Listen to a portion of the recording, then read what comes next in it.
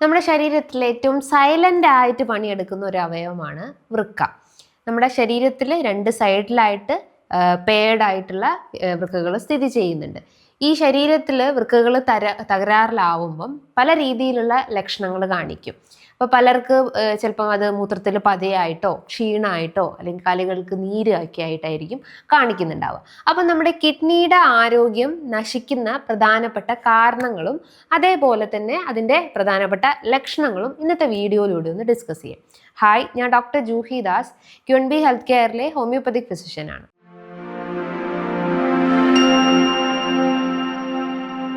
ശരീരത്തിലെ hormone regulations, അതേപോലെ തന്നെ രക്താണുക്കൾ ഉണ്ടാക്കിയെടുക്കാൻ, അതായത് RBC കോശങ്ങൾ ഉണ്ടാക്കിയെടുക്കാൻ, ഹീമോഗ്ലോബിൻ പ്രൊഡക്ഷന്, റാസ് സിസ്റ്റം അതായത് റെനിൻ ആൻജിയോടെൻസിൻ അഡ്രിനാലിൻ സിസ്റ്റം പോലത്തെ BP റെഗുലേഷൻസിനും, അതേപോലെ തന്നെ ബോഡിയിലെ ഹൈഡ്രേഷൻസ് മെയിൻറ്റെയിൻ ചെയ്യാൻ, sodium potassium level electrolyte maintain ചെയ്യാൻ, കാൽഷ്യം ബാലൻസിനൊക്കെ വൃക്കകൾ ശരീരത്തിൽ സഹായിക്കുന്നുണ്ട്. അപ്പം വൃക്കകൾ നശിച്ചു പോവുക എന്ന് പറയുമ്പം ഈ പറഞ്ഞിട്ടുള്ള ഫങ്ഷനിങ്ങിൽ എന്തെങ്കിലും ഡാമേജ് വരും. ചിലപ്പം നമുക്കറിയാം ഈ കിഡ്നി പേഷ്യൻസിനൊക്കെ ഹീമോഗ്ലോബിൻ ലെവൽ വളരെ കുറവായിരിക്കും. ഒരു ബിലോ 10 അല്ലെങ്കിൽ ബിലോ 9 ഒക്കെ ആയിട്ടായിരിക്കും ഹീമോഗ്ലോബിൻ ലെവൽ കാണിക്കുന്നുണ്ടാവുക. അതേപോലെ തന്നെ അവർക്ക് BP-യിൽ ഫ്ലക്ച്വേഷൻസ് കാണിക്കും. ചിലപ്പോൾ അതൊരു ഹൈപ്പർ ടെൻസീവ് സ്റ്റേജിലോട്ട് പോകും, ചിലപ്പോൾ അത് ഹൈപ്പോടെൻസീവ് വേരിയേഷൻസ് ആയിരിക്കും, അല്ലെങ്കിൽ സോഡിയം പൊട്ടാസ്യം വേരിയേഷൻസ് ഒക്കെ ഈ പറഞ്ഞിട്ടുള്ള കിഡ്നി പേഷ്യൻസ് അല്ലെങ്കിൽ ക്രോണിക് കിഡ്നി ഡിസീസ് ഉള്ള ആളുകൾക്ക് കാണിക്കുന്നതാണ്. അപ്പോൾ കിഡ്നി തകരാറിലാകുമ്പം നമ്മുടെ ശരീരം ഒരുപാട് ലക്ഷണങ്ങൾ കാണിക്കും.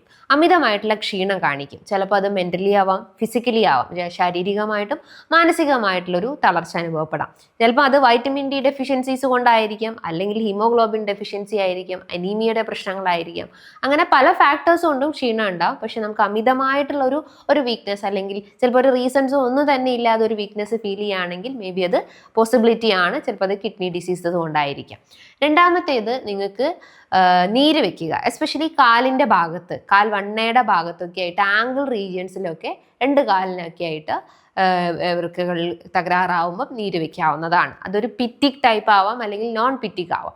പിറ്റിക് മീൻസ് നമ്മൾ തൊട്ട് നോക്കി കഴിഞ്ഞാൽ ഒരു കുഴി പോലെ കാണുന്നുണ്ടെങ്കിൽ അതൊരു പിറ്റിക് എഡിമാറ്റസ് കണ്ടീഷൻസ് ആണെന്ന് പറയാം.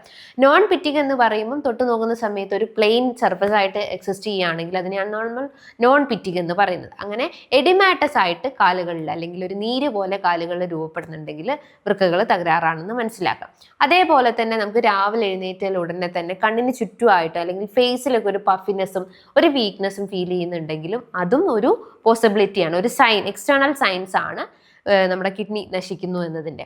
അതേപോലെ തന്നെ ശരീരത്തിൽ ക്രിയാറ്റിനിൻ വേരിയേഷൻസ് കാണിക്കും. ക്രിയാറ്റിനിൻ മീൻസ് എന്താ? അതൊരു വേസ്റ്റ് പ്രൊഡക്റ്റ് ആണ്. കിഡ്നി വഴി പുറന്തള്ളപ്പെടുന്ന ഒരു വേസ്റ്റ് പ്രൊഡക്റ്റ് ആണ് ക്രിയാറ്റിനിൻ.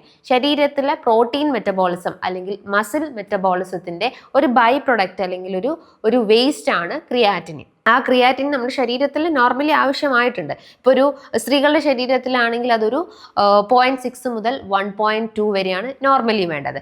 പുരുഷന്മാരുടെ ശരീരത്തിലാണെങ്കിൽ ഒരു 0.7 to 1.3, 1.4 വരെയൊക്കെ നോർമൽ റേഞ്ചസ് കാണിക്കും. അപ്പോൾ ഇതിൽ കൂടി നിൽക്കുമ്പോൾ ഒരു 2, 3 ഒക്കെ കാണിക്കുന്നതാണെങ്കിൽ ക്രിയാറ്റിൻ എബോവ് ആണ്. അപ്പം വൃക്ക തകരാറാണ്, അല്ലെങ്കിൽ വൃക്കകളിൽ ഫിൽട്രേഷൻ കൃത്യമായിട്ട് നടക്കുന്നില്ല എന്നതിൻ്റെ ഒരു റീസൺ ആണ്. ക്രിയാറ്റിൻ മീൻസ് അതൊരു പ്രോട്ടീൻ വേസ്റ്റ് പ്രൊഡക്റ്റ് ആണ്, അല്ലെങ്കിൽ പ്രോട്ടീൻസിൻ്റെ ഒരു എൻഡ് റിസൾട്ട് ആണ് ക്രിയാറ്റിൻ എന്ന് പറയുന്നത്. നോർമലി നമ്മുടെ വൃക്കകൾ ഒരിക്കലും പ്രോട്ടീനെ ഫിൽട്ടർ ചെയ്യുന്നില്ല. പ്രോട്ടീൻ പല ആവശ്യങ്ങൾക്ക് വേണ്ടി ശരീരം ഉപയോഗിക്കുന്നുണ്ട്. നമ്മുടെ ഹെയർ സെൽസിന്, സ്കിന്നിന്, മസിൽസിന്, ബോൺസിന്, ഇതിനെല്ലാം പ്രോട്ടീൻ അത്യാവശ്യമാണ്. പക്ഷേ വൃക്ക തകരാറിലാവുന്ന സമയത്ത് ഈ പ്രോട്ടീൻ വൃക്കകൾ വഴി പുറന്തള്ളപ്പെടുകയും യൂറിനിൽ അത് പതയായിട്ട് കാണപ്പെടുന്നുണ്ട്.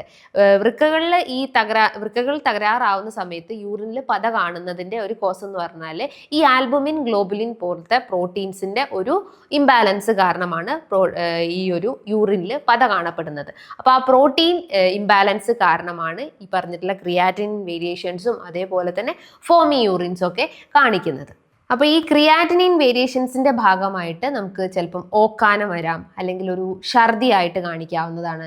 എസ്പെഷ്യലി രാവിലെയൊക്കെ ആയിരിക്കും ഈ ഒരു ഒരു നോസിയേറ്റിംഗ് ടെൻഡൻസി ഉണ്ടാവുന്നത്. പിന്നെ നമ്മുടെ യൂറിൻ ഔട്ട്പുട്ട് വളരെ രീതിയിൽ കുറഞ്ഞു പോവുക. നോർമലി ഒരു 1 to 1.5 ലിറ്റർ ആണ് നോർമലി നമ്മുടെ ശരീരം പുറന്തള്ളപ്പെടേണ്ട യൂറിൻ ഔട്ട്പുട്ട് എന്ന് പറയുന്നത്. അപ്പോൾ അതിൽ അളവ് കുറഞ്ഞു പോവുക. ചിലപ്പോൾ വൃക്കകളിൽ കല്ലുകൾ ഉണ്ടാവും, അല്ലെങ്കിൽ വൃക്കകളിൽ എന്തെങ്കിലും ഇൻഫെക്ഷൻസ് ആയിട്ടോ ഇൻഫ്ലമേഷൻസ് ആയിട്ടോ ഹൈഡ്രോനെഫ്രോസിസ് പോലത്തെ എന്തെങ്കിലും കണ്ടീഷൻസ് ഒക്കെ ഉണ്ടെങ്കിൽ, അല്ലെങ്കിൽ സിസ്റ്റ് ഫോർമേഷൻസ് ഒക്കെ ഉണ്ടെങ്കിലും നമ്മളെ യൂറിനിൽ ഔട്ട്പുട്ടിൽ വേരിയേഷൻസ് കാണിക്കും. ചിലപ്പോൾ നിങ്ങളുടെ യൂറിൻ്റെ കളർ ഭയങ്കരമായിട്ട് ഡാർക്ക് കളേർഡ് ആയിരിക്കാം, ചിലപ്പോൾ അതൊരു ബ്ലഡ് മിക്സ്ഡ് ആയിരിക്കാം, ഭയങ്കര യെല്ലോ കളേർഡ് ഒക്കെ ആയിട്ട് കാണുന്നുണ്ടെങ്കിൽ അത് ഈ പറഞ്ഞിട്ടുള്ള ഫിൽട്രേഷൻ എഫക്റ്റഡ് ആണെന്ന് മനസ്സിലാക്കാം. അതേപോലെ തന്നെ നിങ്ങളുടെ യൂറിനിൽ ഭയങ്കര ഒഫൻസീവ്നെസ് ഉണ്ടാവുക, ഭയങ്കരമായിട്ട് സ്മെല്ല് അനുഭവപ്പെടുക, അങ്ങനെയൊക്കെ ഉണ്ടെങ്കിൽ ഈ പറഞ്ഞിട്ടുള്ള വൃക്കകൾ തകരാറാണെന്ന് മനസ്സിലാക്കാവുന്നതാണ്. പിന്നെ അതിനോടൊപ്പം തന്നെ നിങ്ങൾക്ക് ചിലപ്പം യൂറിനിൽ ഒരു ഭയങ്കര ഒരു ബ്ലഡ് മിക്സ്ഡ് ഒക്കെ ആയിട്ടുണ്ടെങ്കിലും അത് ഈ പറഞ്ഞ പോലെ സ്റ്റോൺ ഫോർമേഷൻസ് ആണെന്ന് മനസ്സിലാക്കാവുന്നതാണ്. അതിനോടൊപ്പം തന്നെ നിങ്ങളുടെ സ്കിന്നിൽ ഡ്രൈനെസ് അനുഭവപ്പെടുക, സ്കിന്നിൽ ചൊറിച്ചിൽ അനുഭവപ്പെടുക, muscle pains, bone pains, then HB variations കാണിക്കുക. HB മീൻസ് ഹിമോഗ്ലോബിൻ ലെവൽ കുറഞ്ഞു പോവുക, അനീമിക് കണ്ടീഷൻസ് ഒക്കെ ഉണ്ടെങ്കിൽ, ദെൻ BP ഫ്ലക്ച്വേഷൻസ് ഉണ്ടാവുക. അതേപോലെ തന്നെ സോഡിയം പൊട്ടാസ്യം വേരിയേഷൻസ് കാണിക്കുക. സോഡിയം മീൻസ് നമ്മുടെ ശരീരത്തിലെ ഇലക്ട്രോലൈറ്റ് ആണ്. എല്ലാ ഒരു ഹോർമോണൽ വേരിയേഷൻസിനും അതേപോലെ തന്നെ ഹൈഡ്രേഷൻ മെയിൻറ്റെയിൻസിനും ഒക്കെ സഹായിക്കുന്നതാണ് സോഡിയം. സോഡിയം ശരീരത്തിൽ കുറയുമ്പോഴാണ് നമുക്ക് കോൺഷ്യസ്നെസ് നഷ്ടപ്പെടുക, നമ്മൾ പിച്ചും പേയും പറയുക, അതേപോലെ തന്നെ മസിൽ വീക്ക്നെസ് ഉണ്ടാവും, ഓവർ സ്വെറ്റിംഗ് ഉണ്ടാവും, കിതപ്പ് പോലെ ഫീൽ ചെയ്യുക, ക്ഷീണം അനുഭവപ്പെടുക. നോർമലി ഈ സോഡിയം കുറഞ്ഞു പോവുക, അല്ലെങ്കിൽ നോർമൽ കൗണ്ട് എന്ന് പറയുന്നത് 135 to 145 milli equivalent per litre ആണ്. ഇതിൻ്റെ അളവിൽ കുറയുമ്പോഴാണ് നമുക്ക് BP വേരിയേഷൻസ് കൊണ്ടും അതേപോലെ തന്നെ കിഡ്നി വേരിയേഷൻസ് കൊണ്ടും സോഡിയം വേരിയേഷൻസ് കാണിക്കാം. ഇനിയിപ്പോൾ പൊട്ടാസ്യം ആയാലും ഇതേപോലെ തന്നെ നോർമലി ഒരു 4.5 to 5.5 വരെയാണ് നോർമൽ റേഞ്ചസ് കാണിക്കുന്നത്. അപ്പോൾ അതിൻ്റെ അളവിൽ കുറയുമ്പോഴോ കൂടുമ്പോഴാണ് വൃക്ക തകരാറാണെന്ന് എക്സ്റ്റേണൽ സയൻസ് ആയിട്ട് കാണിക്കുന്നത്. അപ്പോൾ സോഡിയം പൊട്ടാസ്യം വേരിയേഷൻസ് ഉണ്ടാവും, ക്രിയാറ്റിനിൻ വേരിയേഷൻസ് ഒക്കെ ഇതിൻ്റെ മെയിൻ ലക്ഷണങ്ങളായിട്ട് നമുക്ക് പറയാവുന്നതാണ്.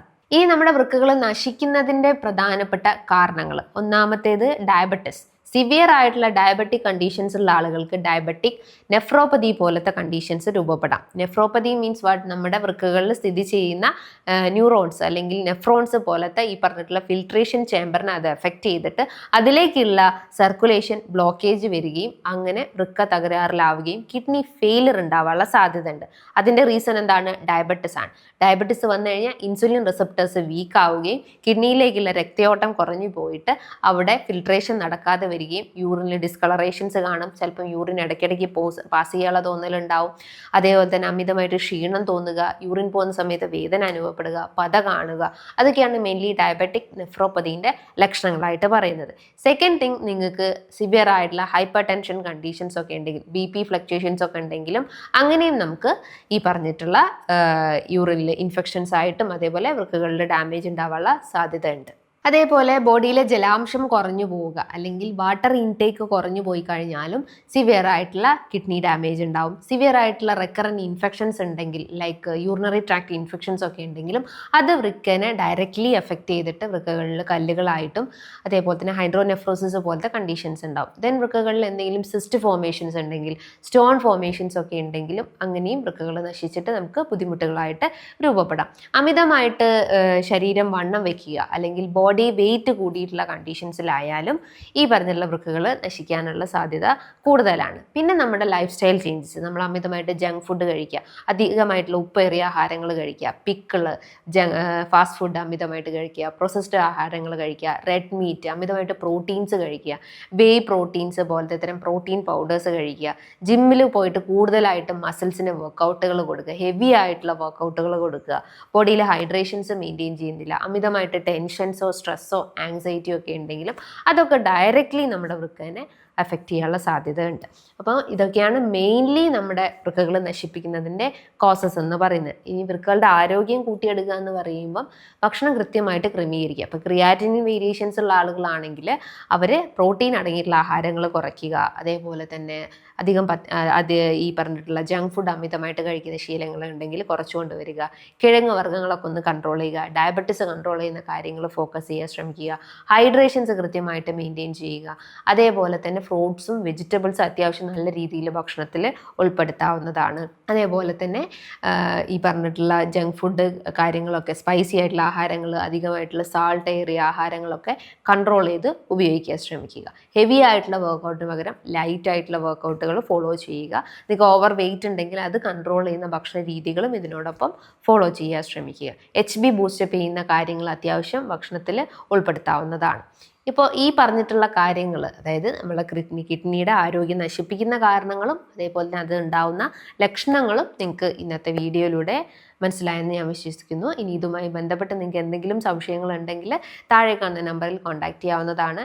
നല്ലൊരു ഹെൽത്ത് ടോപ്പിക്കുമായി വീണ്ടും കാണാം. താങ്ക്